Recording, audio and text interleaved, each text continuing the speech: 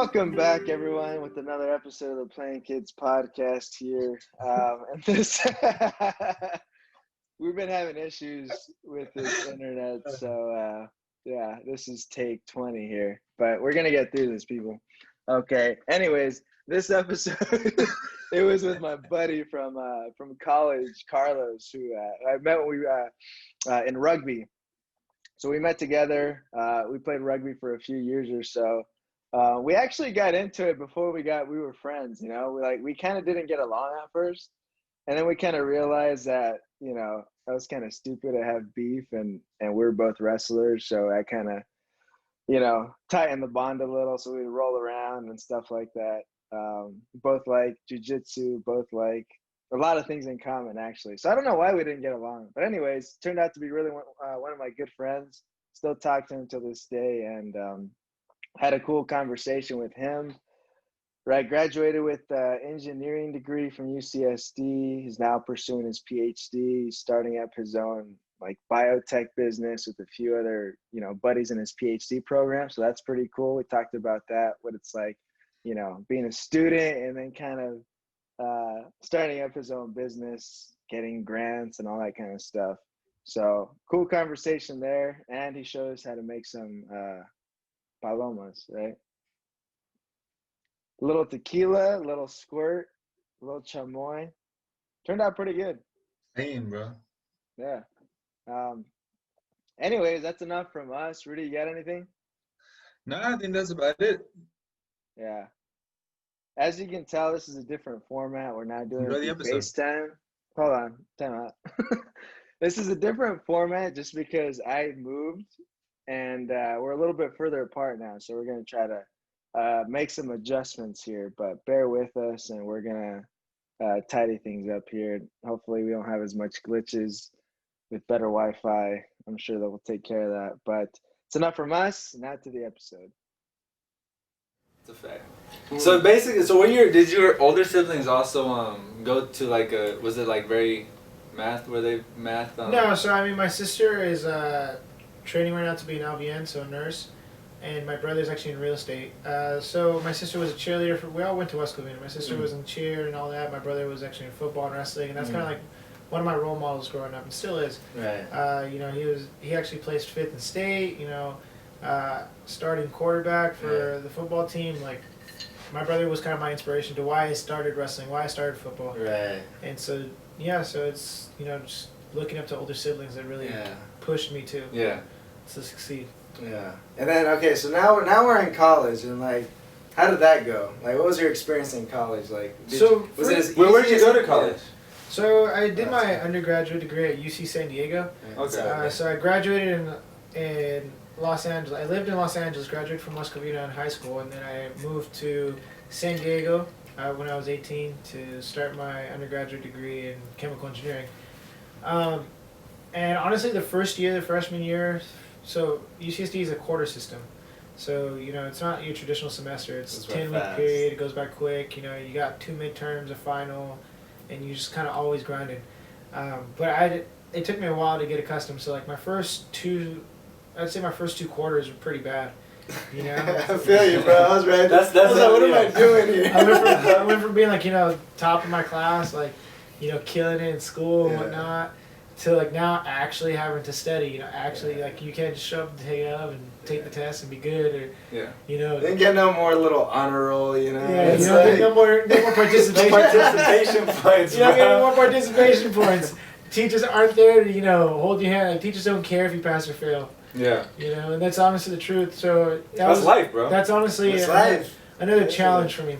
But I overcame. I ended up, graduating with above a 3.0 from my undergrad when I didn't think I was. I mean, that was kind of just a big push because my first year definitely set me back, but I mean that's all right. And then but the biggest thing for me was I found rugby early on my freshman year. Actually, funny story was. I wanted to do a sport, right? And so obviously there was no wrestling team at UCSD and there was no football team at UCSD. So I was like, all right, close, maybe 10 days or something before going to UCSD for the first time, to move in or whatnot. I was watching the Army versus Navy rugby game on TV. I was like, oh, that looks pretty fun. I can see myself playing that, like just kind of casually. That's beautiful, bro. And then at the same time, I was like, all right, what else? What else do they got? So then I started looking at UCSD's like athletics, and they had like a fencing team, a rowing team, like super like. You can see yourself fencing. Yeah, I was just like, that. You got some weird sports here. And then I was probably like, first practice was probably like first week of school. I just went out there. I was like, all right, let's go have some fun. Let's go play some sports. And I ended up falling in love with rugby, and I ended up being like my image, you know, my personal image. You're like the rugby guy. You're one of the rugby guys. That was kind of like one It's of my like things identity. to do. Yeah. Yeah, that was my thing to do. It's like everyone rushes fraternities or girls rush sororities or whatnot, but it's like no, I wanted to play rugby. Yeah. Like I wasn't bogged down with trying to be in a fraternity or whatnot. I didn't feel attracted to that. For me, sports was kind of what pushed me to be a better person, and especially like in academics, you need an outlet, especially being at the university. It's easy to go stir crazy in your dorm or whatnot. So that's it's even like high school, right? It's like in high school you had a reason to be excited because like you're gonna go. Maybe even if you weren't too just attracted to either wrestling or football, but like you're hanging out with your friends, you're bullshitting in the locker room, you're like the entire experience of just being around your friends, seeing them for 4 or 5 hours a day, every day, and like messing even around after practice, shit. you go like we had Saturday morning football practices when we didn't after games or something like that, and then we go to like Shakey's bunch of lunch all the time after watching film and just going to Shakey's and just kicking it for Shakey's beautiful, bro. it was an event. It was so much fun, and even at rugby, I bring that up early on because I was. I want everybody to know it's just like you need an outlet, and for me, sports is or was and still is my outlet. And dude, the rugby culture was just so fun. Like, it was just wild. There's a lot of things you can't say on camera, but but it's just like you're having a good time. Like, two teams play each other that are trying to, it's like football where you're trying to punch each other's skulls in, but then afterwards in rugby. The team that hosts, the home team, hosts a drink up afterwards. So they have a keg and they have food for you, and like you're singing songs, and it's like nothing ever happened. But then everyone has like a black eye, but like missing teeth, like people have missing teeth, cauliflower, you name it. And sometimes the homes wouldn't even be homes; it'd just be like small little apartments. Like just get in and just get in. Yeah. Pack everybody in. Yeah. Pack everybody in. And then like the field, it's like wherever you found like grass, that can be your rugby field. And we literally like spray painted lines around. Oh, they weren't even straight lines. So you find a field and you go play on it. That's beautiful. That's like Squidward lines, bro. Oh, dude. It was honestly a really good time. It was a great experience. And, yeah. Without that, being at UCSD wouldn't have been the same. And you meet people from all over the world because like all the foreign exchange students come and play rugby, and like so it's fun. Okay, so now we did rugby. We're in college. You did good. So now, what's going on right now? You're pursuing your PhD. Was that always like? Wait, did you get your master's before your PhD? Yeah. So basically, the master's is kind of like a milestone in the program. So it's part of the PhD program? No.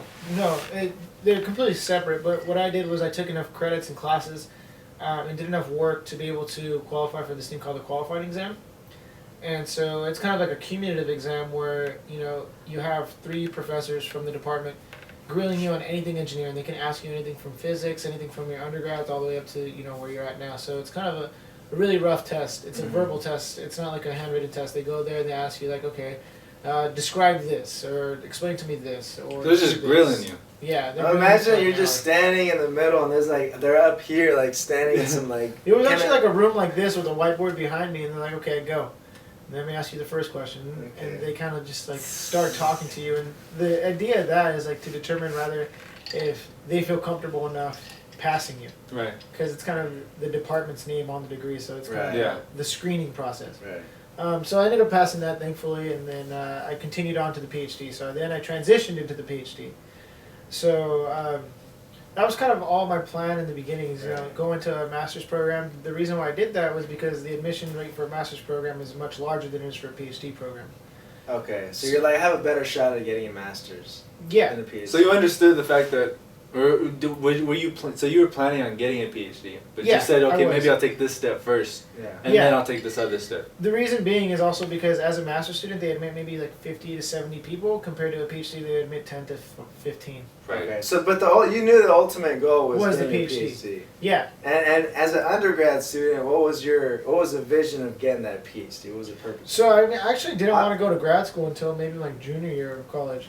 Okay. And then at that point, it was probably a little later in the junior year process, and so that's kind of a little late considering you have to take the GRE and start looking into schools and things like that, which was totally fine. I still rushed the process and tried to get in, and actually the first time around I didn't get into any schools. I went 0 for 10 for the masters, but I always knew that.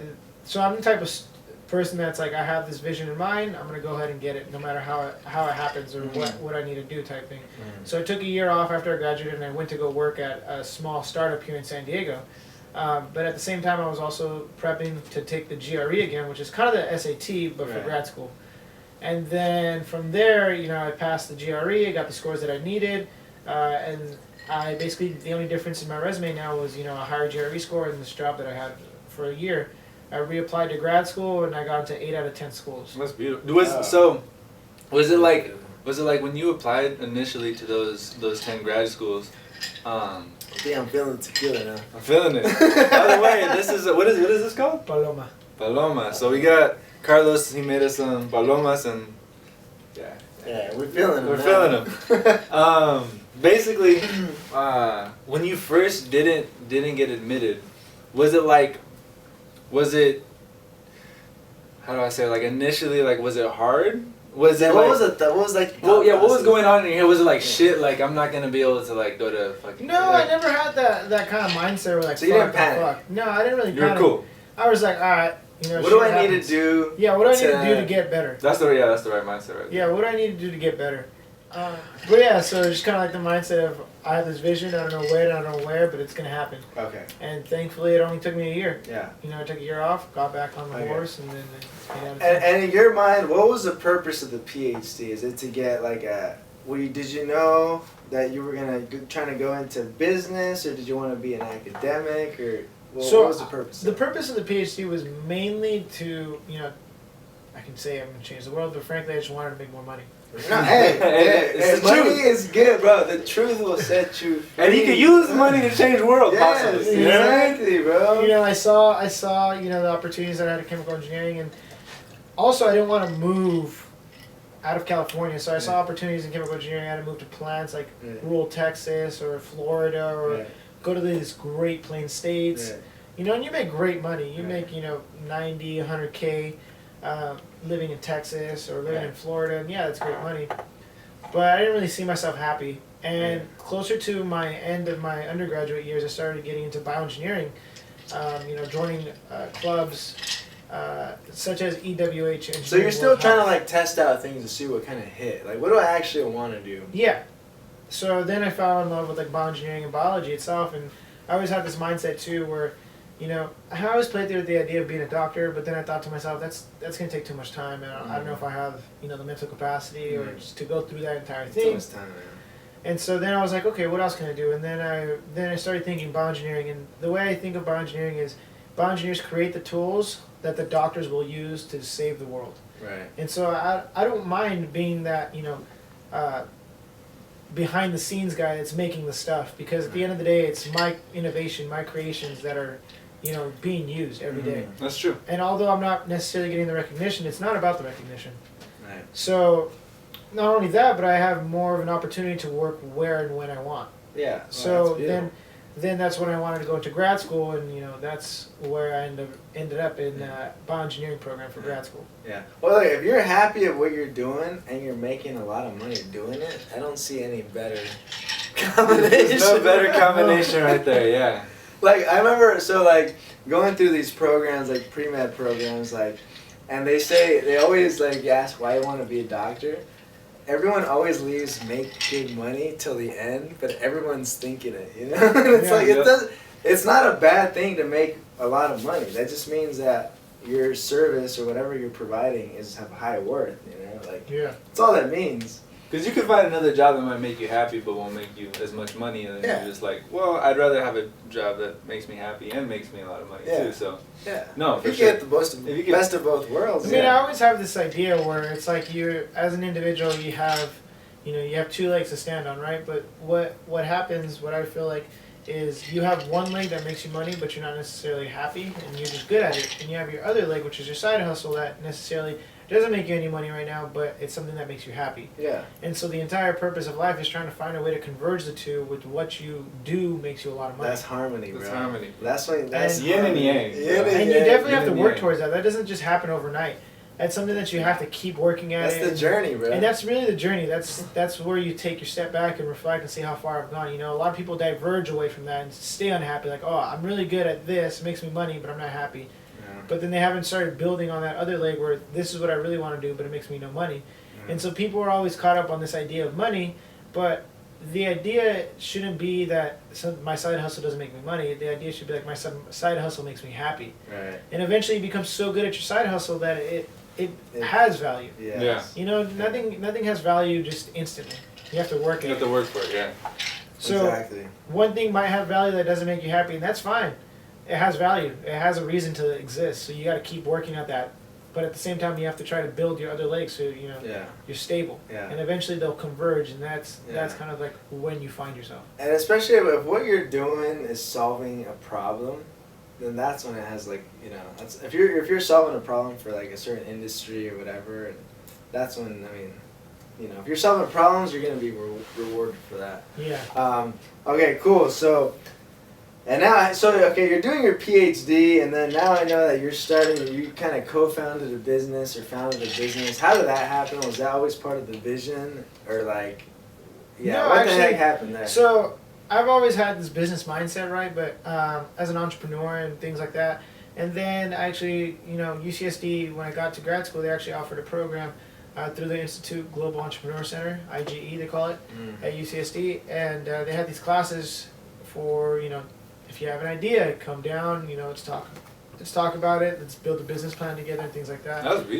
And that's when I met my friend Raj, my co-founder.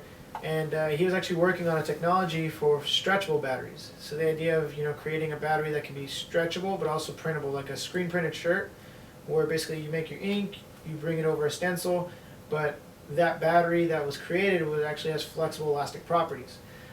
So that's where we started at, and in the IG, and it was kind of like he took his research and brought it over here, and now we're talking about it, and we became good friends. And at that point, we kind of launched the company. What do you mean by launch? Like, what is Yeah. launch mean? Well, we kind Was of it the foundation of an idea, or what? Yeah, What did means you build? launch? Did you build the battery yet, or is it just an idea? yeah. So the battery or- was already the battery was already proven Mm. in the sense where it was flexible and things like that. But what I mean by launch is that we kind of made the conscious effort to say, okay, we're going to do this. We're going to make this happen. We're going to go through the process, find a way to incorporate. So we incorporated as a C Corp in Delaware, and we're doing this all as grad students, and learning the process through the way, and talking to people, doing the idea of customer discovery, seeing what the market wants, seeing if this is what the market needs, seeing what happens. Does the market even care about stretchability? If they do, by how much, and things like that. All at the same time where I'm, continuing on my master's in bioengineering. So I was primarily involved with the business side, with laying down the foundation for the company, legal, logistics, business development, business plan, and Raj was primarily focused on the technology. Although he was coming back and forth with the business, it's kind of like the synergistic relationship we had. And thankfully, that was back in 2017, and thankfully in 2020 we actually closed our seed round of funding. What does that mean? So a seed round is essentially, if you can imagine, when you're starting up a company, it has no value, right? Because no one knows what it sees is. Yeah. But what you're doing as a startup, as a young entrepreneur, you're trying to sell a vision. You're trying to tout people and convince people that what I'm working on is going to change the world and it's going to make money.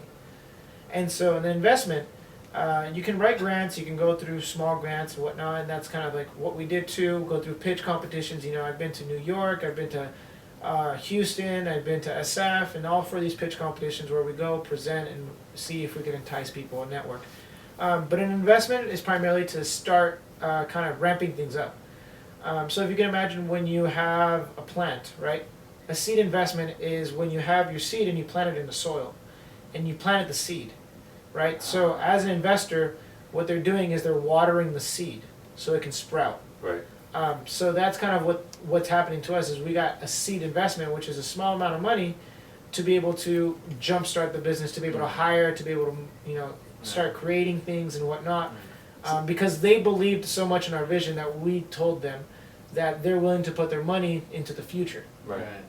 And so you just got that investment. yeah, Yeah. How much is that? so that investment totaled to $1.25 million Dude. in seed funding at a That's awesome. 4.96 That's million beautiful. valuation. Yeah. Okay. So now what are you doing with that money? So actually, the company we moved headquarters from San Diego to Indiana. Okay. So right now we are housed in the Battery Innovation Center in Newberry, Indiana, where we've hired 2 engineers to start working on the product. So we actually diverted or pivoted from stretchable batteries into now an innovation in battery manufacturing. So batteries are traditionally manufactured using what they call high heat thermal runners. So it's kind of like baking a cake, if you will, is making similar to batteries. You put the ingredients together, you put it in the oven, boom, out comes the cake, Right. right? So same thing with batteries. You put all the secret stuff together, you put it in an oven, boom, out comes that side, the anode or the cathode or whatever, the current collector or whatnot. But what we're doing is we're working on a cure on command technology where now you can do it at room temperature. You don't have to have these oven type things, and you can cure at room temperature at 33% of less processing costs. So essentially, you flash it with light, and there you go. Then your battery layer is cured. So now we can, these batteries used to take like about 45 minutes per layer. So you're talking about a total of 5 different layers. Now that 5 different layers, we can cure every layer at 15 minutes. So before it's 45 minutes a layer, now it's 15 minutes a layer. Yeah. So made it a more efficient process. Yeah. So we're working on the innovation of battery manufacturing. Right. Well, real quick, just one step back is when you guys were, because you said you guys launched it in 2017, right? Correct. And then you guys got the seed funding this year in 2020. Yeah.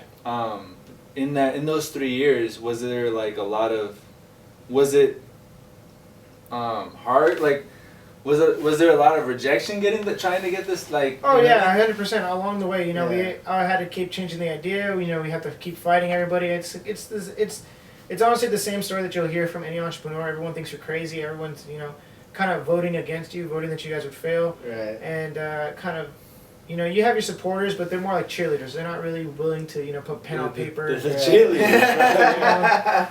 They're not putting. They're not putting risking pen on paper. anything. Yeah, Really. they're just kind of like cheerleaders. Like, oh, you guys are good. You guys are doing great. You guys are doing great.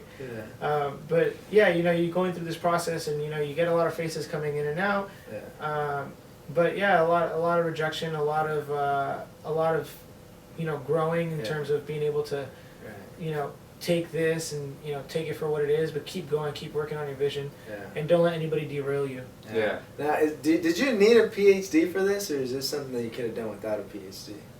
So I could have done it without, but with going into the grad school, it kind of gave me the resources to meet these people, to Right. That's work true. on this, So to networking was a big drive push. myself to want to do this. Right. Right, because I could have easily stayed at my job where I was making pretty decent amount of money, and then I took a pay cut to come back to school. Obviously, pay cut being my pay went from 0, something to nothing. So it becomes hard for a lot of people to go back to school. Everyone talks about paying off my debt and then going back to school, but when you're making decent money, and now I'm telling you, hey, give me back all that money. You're gonna make no money for the next X years. Yeah. You'd be like, no, what the heck? Yeah. I have a certain lifestyle I want to Yeah. live. Alright. Beautiful. Yeah, because a little thing with education is just like, because everything is so accessible online these days, education is good for its purpose. I mean going to like a 4-year expensive university. I don't necessarily think it's as worth it as it used to be, because it's so accessible and you can learn anything online basically. So you're basically paying for the experience, unless like you're trying to be like a doctor or get a PhD, then that makes more sense. But sometimes I just don't think it's worth it paying if you're gonna be $80,000 in debt. What do you But I think about that? feel like you're wrong there, because it's how you use the university. It's not necessarily the money that I've spent to go to university.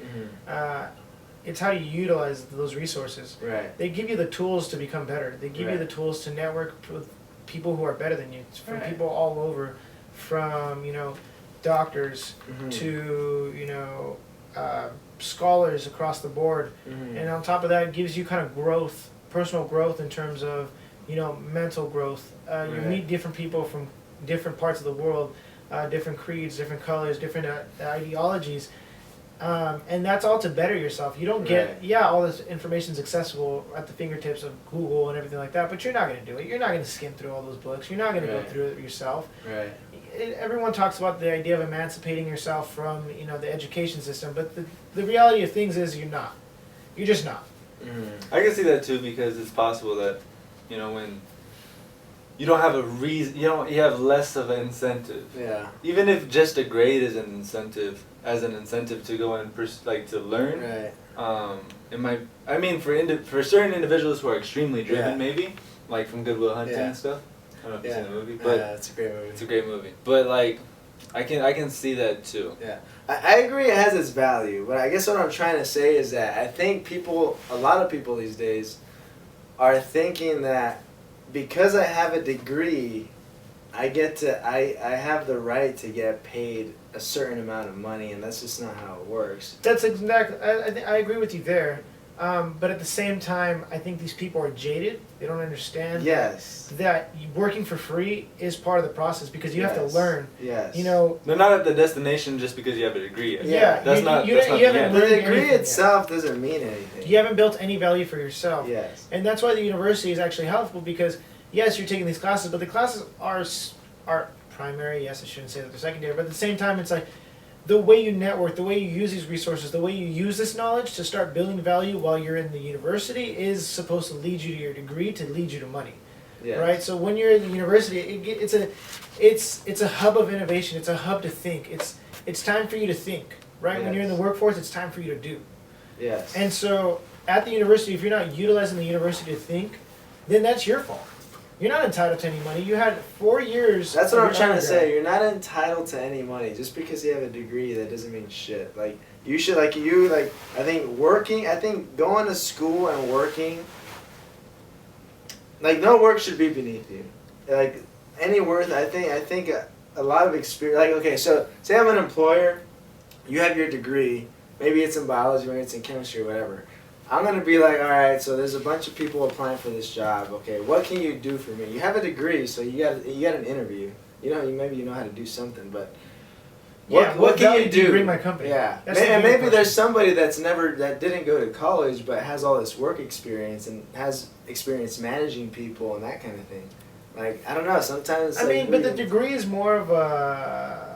I'd say it doesn't open new doors, but it presents new doors. Because there's also the reality of things where you can't get promoted unless you have a degree. Yeah. That's true. There's certain. And so the degree is not necessarily supposed to give you value, although it's supposed to create new value. Or potential. Create potential, I'd say. Yeah, I mean, it definitely opens. It doesn't gives you open It provides doors. new. It provides new doors. Doesn't mean it But opens. is it only the university that can provide those doors these days? I mean, you need a certified location that says like, okay, well, I mean, same thing with certificates, right? Or licenses. It's like when your dad came from Mexico. He needed a way to certify and come when he went to USC to actually Yeah. say, okay, this actually is credible. The education he got while he was in Mexico. Correct. Right. But Yeah. I'm thinking about it more along the lines of like when you get your license, you have to go to the DMV. Why? Because everyone trusts the DMV to certify. You're not going to go somewhere else and get a license. It just doesn't work.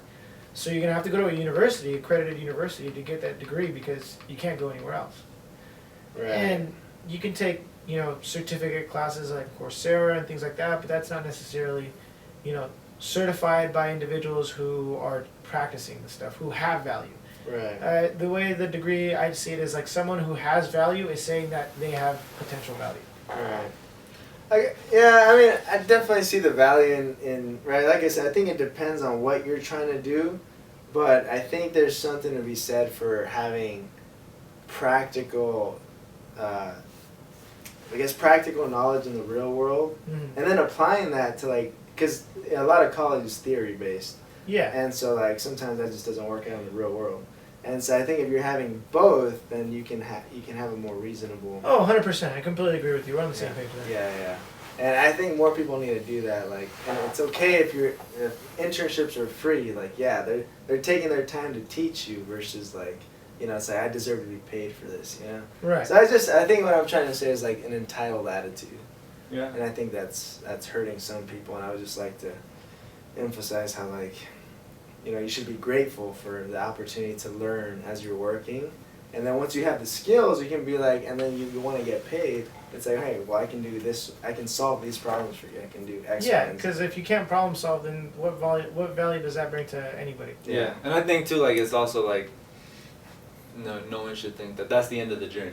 Yeah. You know what I mean? Yeah. Your degree is not your destination. Exactly. It's like that's just a the milestone. I think that's just the beginning. That's the beginning. Yeah. That's like you're starting the race maybe, Mhm. but it's not the end. And as long as we don't think that it's the end of the destination, we say okay, the journey's we still got. It's a marathon. We still got a lot more to go. Then, which I feel like you feel like, and I definitely feel that too. Yeah. Yeah. And it's enjoying that journey, being like, damn, this is how far I've come. I'm gonna like drink a paloma, hang out and talk with my friends. And it's okay to celebrate that time. milestone. Like it's okay to celebrate milestones Right. too. You know what I mean? So that makes sense. Yeah, you make a good point. It's kind of like the degree is the start of the race. It's not necessarily the end of it. Especially during your adolescent years. You're taught to think a certain way of being scheduled and everything like that. Like you're gonna go to school, you're gonna go to sports, and then you're gonna come home, eat, and go to sleep, and wake up and do it again. Right. It's very structured. It's very structured. It's from grade school to high school, middle school to college, and then once you're out of college, now you kind of have free roam. Right. And some people get lost in that, like you get lost in it really easy. Some people move back home. Some people stay out there. Some people move. Some people do different things to try to find what's my next step. How do I go to the next step? And so it's not easy, and that's a hard part to learn. That's kind of the idea of growing, especially in your 20s. Yeah. Yeah. And I guess there's so much sauce out there. Yeah, there's so much. You can get lost in the sauce. Lost in the sauce. I'm telling you, there's so much of it. But like I think having an idea and then like, because I've been wanting to do a podcast for a while and I just haven't executed, and finally like we're just gonna do it, Mm-hmm. And so like we just started like doing it. We started calling people. We started like putting things on the calendar, and it's just that idea of just like doing it, because a lot of times like you feel like you have to know enough to do it, but really there's a lot of learning as you go. Yeah, I think that's when you learn. That's probably how it was when you were starting up your guys' business, right? I mean, even now, it's like people look for us for the answers. Like, I don't know. Yeah. It's like, let me go figure it Let me out. go figure it out. Exactly. Let me go figure it bro. out. I don't know. I've never done this before. Yeah. Do the research. It's trial and error. It's. I mean, the same way with investing, right? Everyone's like, oh, I want to get into investing. I want to learn how to invest. It's like, it's not about learning how to invest. It's just about investing and trying it out. Yeah, and losing some money, and then you're gonna win some. Losing is the best teacher, right? That's what they say. That's true. Exactly. You have to take it the right way. Yeah. As long as it's like you said too, that was the loss, like when you first applied to grad schools, that was like a loss, but you took it the right way. You took it like, okay, well, I lost, what can I do so I succeed next time? Mm-hmm. You know what I mean? And that's like, so every time you lose, you have to sit back and be like, okay, how can I make sure that I succeed the following time so I don't, next time I apply myself, it works out. Yeah, no one ever remembers your failures. Everyone Okay, cool. Well, I mean, I guess just to wrap things up, what journey are you on right now? And then, what are some things, or like, what are some accomplishments that you kind of, when you step back, like or some of the things that you have gratitude for? I feel like right now I'm really on a growth mentality state still. And that's just growing as an individual, trying to really work on myself. And one thing that I've been trying to work a lot with is the idea of emotional intelligence, like IQ versus EQ. IQ being, intellectual, being able to be smart or whatnot. And then there's also that soft skill of emotional intelligence that I feel a lot of people lack and a lot of people don't try to work on most of the time, or being, control of your emotions or emotionally bulletproof. And trying to make sure that whatever life throws at you, that you're still sturdy, that you're not going to be, emotional or act irrational. In the Jedi. And just trying to work on that, especially because, now that, the business is going and the PhD's going, like, there's a lot of stress and there's a lot of, personal relations, family, friends, relationships, etc., work stress or whatnot. It's a lot coming at you at different directions. You're putting out fires all around you every day. And so having to work on emotional intelligence is definitely important to make sure that you don't stress yourself out, and especially going into the, mental health issues or things like that. It's easy to, fall into those Right. pits because you have so much going on and everyone's, going to keep trying to keep you down, or not even keep you down. It's just like yourself. Yeah. You think of certain things, and then that's kind of what I've been kind of working on myself, is the idea of emotional intelligence. And but to follow up on that, what you asked me is like, what have I found myself proud of? And I think what I found myself most proud of is kind of like, everyone always talks about how, people are always given opportunities because of what they were born with, or this and that, higher education, only certain people are entitled to that. But the way I see it is like, I was just a kid from the block. Like, I was just like everybody else. I grew up in West Covina, I grew up in LA, He's a Playing playing kid, bro. I was You're just playing kid, I was just man. playing kid, and I just decided to take the opportunities that were presented to me. And I guess one more thing to add too is like, what do you do to, so aside from your business and from working on your PhD, what are some things that you do to just kind of like breathe? Because I know that you said this, because I understand, like, I can see how success brings stress, and like, it's like, because now there's even more weight on your shoulders, you know what I mean? right, Like you keep, as you get bigger, as you keep growing, there's gonna be more weight on your shoulders, right? There's more responsibilities, more pressure. What are some things that you feel like are good for you to help yourself breathe and just kind of be like, just kind of forget for like, a couple hours, or just blow off some steam, yeah. Well, honestly, what I do a lot now is I train different martial arts, Muay Thai, boxing, Jiu-Jitsu, and that's kind of where I find my most at peace.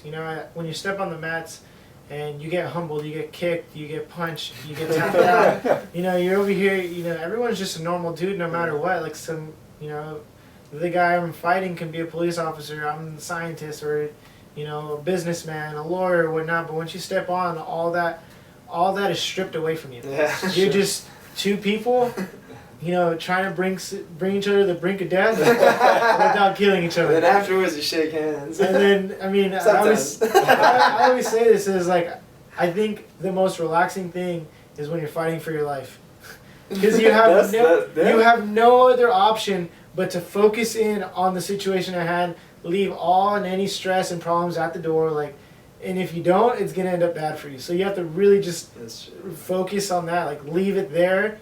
You'll get back to reality later. Like, those 2 hours that you spend doing that, that's it. But also another thing that I try to do is I try to also keep a lot of connections with my friends, and kind of like, those are the most purest connections that you have, especially the friendships that you made early on, because you didn't have anything at that point. They were friends because they wanted to be your friend. Yeah, That's true. Not because they wanted a job, or because they wanted money, or this and that, or because they saw you successful. No, they were your friend because they were like, okay, I like this guy, I want to hang out with this person. That's it. So make sure you keep those connections, and I feel like I do a fairly good job about that. And so that's kind of what I do to breathe. It's like being surrounded by people who knew me before everything and still treat me the same. And also on top of that, the athletic part. That was something that I've done since I was a kid, and that I'm going to continue to do. Yeah, for sure, bro. Well, hey, Carlos, thanks for being on the Donkey Cast. Thank you guys for having me. Donkey Cast. Carlos Munoz, everyone, doing big things. And that was the episode. Hope you guys got a lot out of it, with Carlos working hard and actually putting in effort, how we kind of talked about in the previous episode with Coach Love, where, you use sports as a mental builder, where you accomplish tasks and you say, you know what, if I put in the work, I'll be able to accomplish what happens, even if you don't the first time. Like Carlos was mentioning, when he attempted to apply to graduate school and he didn't get in the first round, he went back at it and he redid it because he knew that's what he was supposed to do, and he knew that was the next step. So I think that, that's a universal application, and we can really all apply it to our own lives. So hope you guys enjoyed the episode, and stay tuned for next week's, because it's going to be